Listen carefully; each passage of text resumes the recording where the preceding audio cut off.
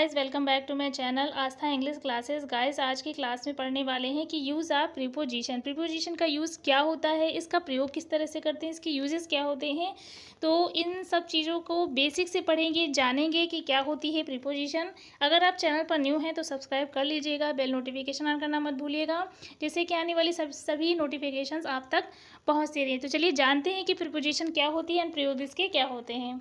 Basic से English preposition words, तो basic से प्रीपोजिशन समझेंगे, जानेंगे कि क्या होती है, इसका प्रयोग क्या होता है।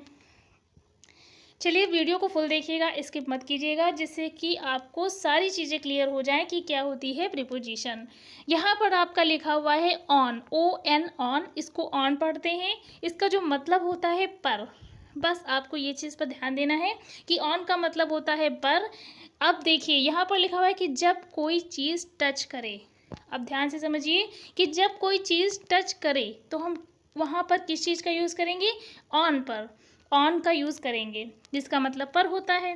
ठीक है, तो जब कोई चीज़ टच करे तो वहाँ पर हम किसका यूज़ कर देंगे, ऑन का। चलिए इसे एग्जाम्पल के थ्रू समझते हैं तो चीज़ें और ज़्यादा क्लियर हो जाएंगी। यहाँ पर लिखा हुआ है ऑन, इसका मतलब मैंने आपको बताया कि पर होता है।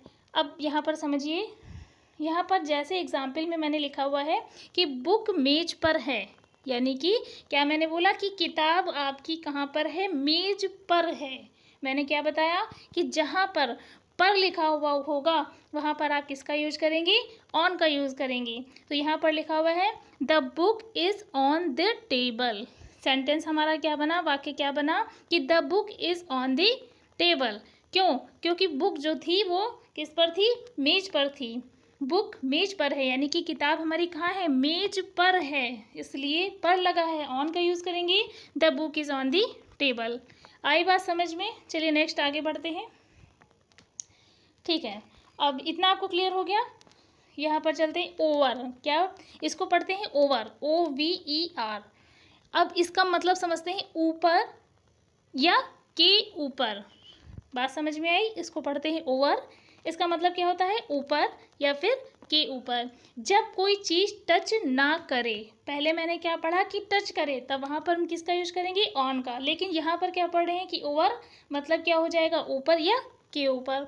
अब यहाँ पर लिखा हुआ है कि जब कोई चीज़ टच ना करे, सेंटेंस यहाँ पे देखिए रूल क्या लिखा हुआ है कि जब कोई चीज़ टच ना करे। चलिए एग्जाम्पल के थ्रू समझते हैं। मैंने अभी आपको बताया कि ओवर यानी कि ऊपर या के ऊपर। ठीक, अब बात आई कि पंखा मेरे सिर के ऊपर है। सेंटेंस मैंने क्या लिखा कि पंखा मेरे सिर के ऊपर है, सिर के ऊपर है, सिर को टच नहीं कर रहा है, सिर के ऊपर है पंखा। तो यहाँ पर किसका यूज़ करेंगे, ओवर का यूज़ करेंगे। चलिए सेंटेंस बनाते हैं। The fan is over my head. The fan is over my head. पंखा जो है वो मेरे सिर के ऊपर है। मैंने क्या बताया, जब पंखा मेरे सिर के ऊपर है, ऊपर वर्ड यूज़ होगा तो वहाँ पर हम ओवर का यूज़ करेंगे। तो सेंटेंस क्या बनाया, the fan is over my head. Clear? चलिए आगे बढ़ते हैं। IN, इन, इसको पढ़ेंगे इन, मतलब क्या निकला, में, इसका मतलब होता है में। चलिए सेंटेंस के थ्रू समझते हैं। इन मतलब हो गया में। अब जैसे मान लीजिए सेंटेंस यहाँ पर लिखा हुआ है कि रीना दिल्ली में रहती है। सेंटेंस क्या लिखा हुआ है कि रीना जो है वो दिल्ली में रहती है ना, रीना दिल्ली में रहती है। सेंटेंस हम बनाएंगे।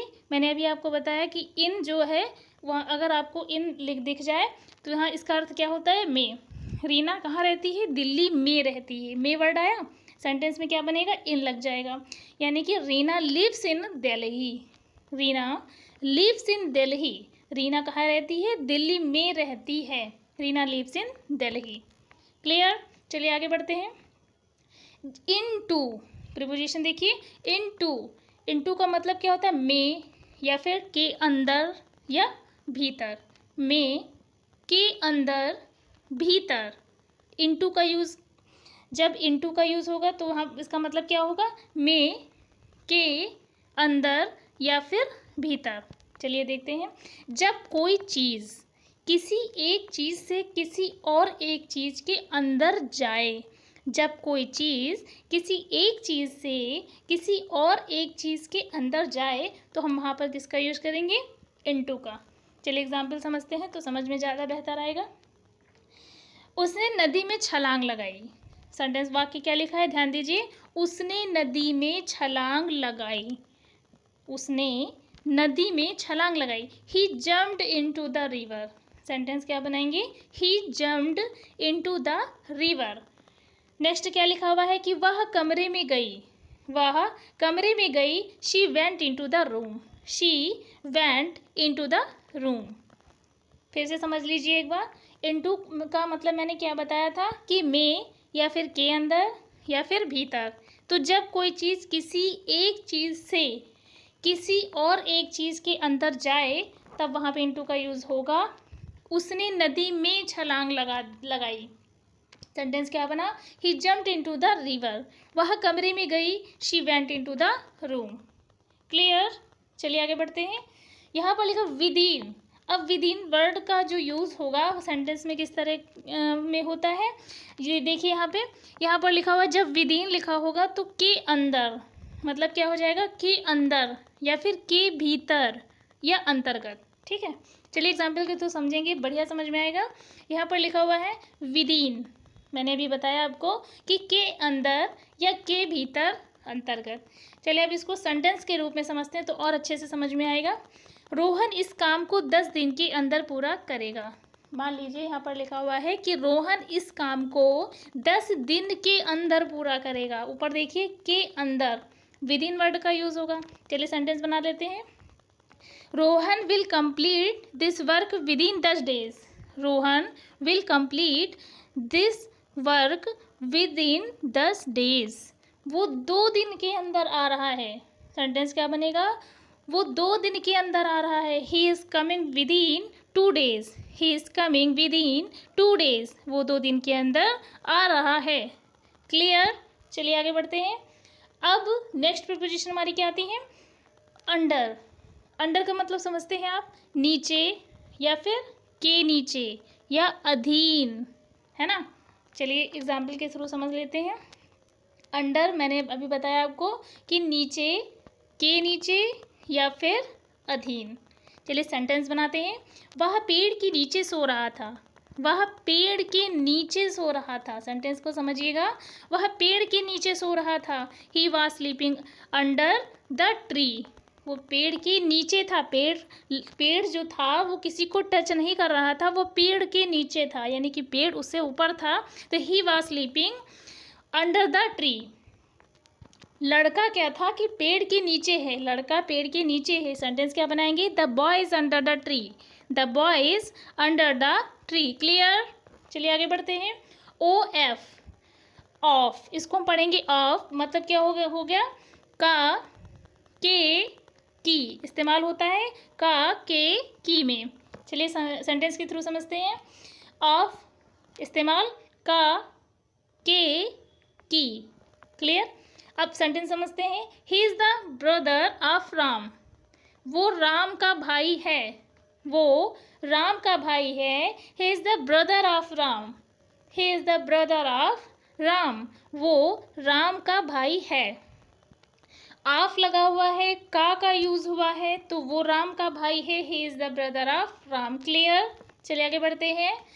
ओ डबल एफ, ऑफ का मतलब समझते हैं क्या होता है कि बंद होता है। Off, O double F. अभी आपने ओ एफ ऑफ का मतलब समझा कि का, के, की इस्तेमाल होता है।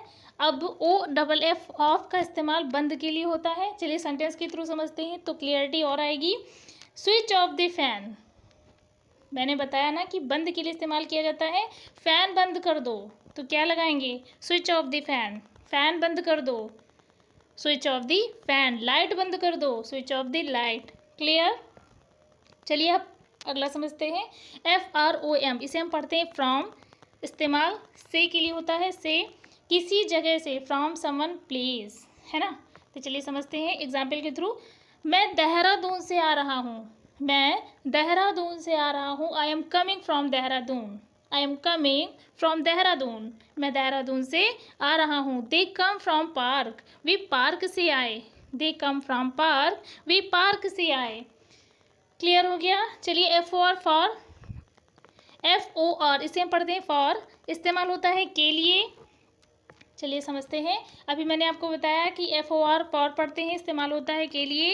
ही come to me for money, he come to me for money, वो मेरे पास पैसे के लिए आया, वह मेरे पास पैसे के लिए आया। सेंटेंस क्या बनेगा? He come to me for money. यह उसके लिए है, this is for him, this is for him. Clear? चलिए नेक्स्ट समझते हैं। विद, WITH, जिसे हम विद पढ़ते हैं, इस्तेमाल होता है साथ या फिर के साथ या फिर साथ में। चलिए एग्जाम्पल के थ्रू समझते हैं। विद, साथ, के साथ या फिर साथ में। सेंटेंस बनाते हैं। मैं अपने दोस्तों के साथ पार्क में टहलता हूँ। सेंटेंस क्या बनेगा? I walk in the park with my friends, I walk in the park with my friends. Clear हो गया? नेक्स्ट आता है बाई, BY बाई। इसका मतलब जानते हैं? इसका मतलब होता है, इसका जो इस्तेमाल होता है द्वारा या फिर के द्वारा या फिर से या के ज़रिए से होता है। चलिए एग्जाम्पल के थ्रू समझते हैं, तो सेंटेंस के थ्रू समझेंगे, चीज़ें और समझ में आएंगी। बाई, बाई का मतलब मैंने आपको बताया, इस्तेमाल होता है द्वारा या फिर के द्वारा या से या के ज़रिए से। चलिए अब यहाँ पे हम आपको समझाते हैं एग्जाम्पल के through. He come by train, वह ट्रेन द्वारा आया। ही कम बाय ट्रेन, वह ट्रेन द्वारा आया। नेक्स्ट, वह प्लेन से गया। He went by plane, he went by plane, वह प्लेन से गया। क्लियर? चलिए नेक्स्ट, अगेंस्ट। नेक्स्ट आता है अगेंस्ट, इसे हम अगेंस्ट पढ़ते हैं। इसका जो इस्तेमाल होता है विरुद्ध या के खिलाफ के लिए होता है। अगेंस्ट, विरुद्ध या के खिलाफ इस्तेमाल होता है। चलिए सेंटेंस बनाते हैं। वह हमेशा मेरे विरुद्ध ही रहता है। सेंटेंस क्या बनेगा? He is always against me, वह हमेशा मेरे विरुद्ध ही रहता है। He is always against me. Clear हो गया? चलिए आगे बढ़ते हैं। अबाउट, बारे में, के बारे में। अबाउट, बारे में या के बारे में। मुझे अपने बिजनेस के बारे में बताओ। Tell me about your business, tell me about your business, मुझे अपने बिजनेस के बारे में बताओ। Tell me about your business. About का इस्तेमाल होता है बारे में या फिर के बारे में। सेंटेंस बनाएंगे। मुझे अपने बिजनेस के बारे में बताओ। Tell me about your business. तो आज की क्लास आई होप कि आपको अच्छी लगी होगी। क्लास में आपने प्रीपोजिशन के बारे में जाना, समझा कि क्या होती है प्रीपोजिशन। क्लास अच्छी लगी हो तो सब्सक्राइब करके बेल नोटिफिकेशन ऑन कर दीजिएगा, जिससे कि आने वाली सभी नोटिफिकेशंस आप तक पहुंचती रहें। और ऐसी ही और क्लासेस मैं आपके सबके लिए लाती रहूँगी। तो प्लीज़ चैनल को सपोर्ट कीजिए, जिससे मैं और भी वीडियो आप लोगों के लिए ला सकूँ। एंड क्लास अच्छी लगी हो तो लाइक शेयर सब्सक्राइब करना ना भूलिएगा।